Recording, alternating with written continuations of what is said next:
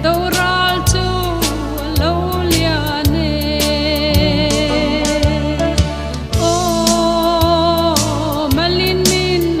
tir su kadena zela zayon tlang moi ka then ma chuan ka than dam tu mi hrai zel ro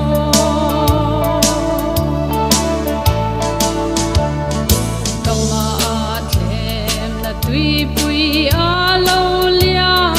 boral ka lau lal pa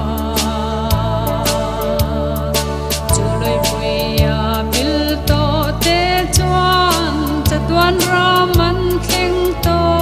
lova o malin min tir su kadena zela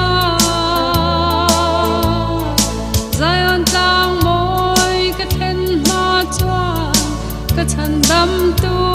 mi hrai zel ro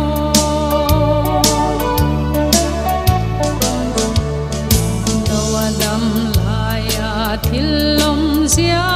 angin le sa dom khwa angin ani dom sak na ngai tua in olal pa an hoi san ta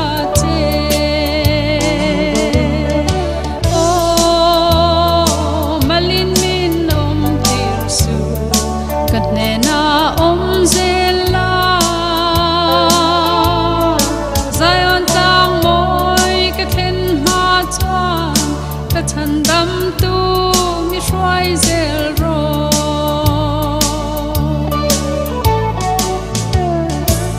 le ka bu thiang lim ma zia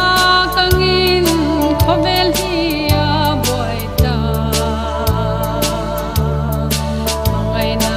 a lo dai zo ta boi na le lungai na kha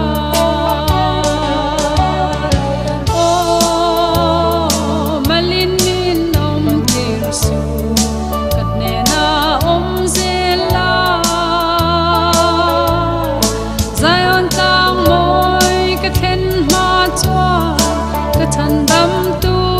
mi hrai zel ro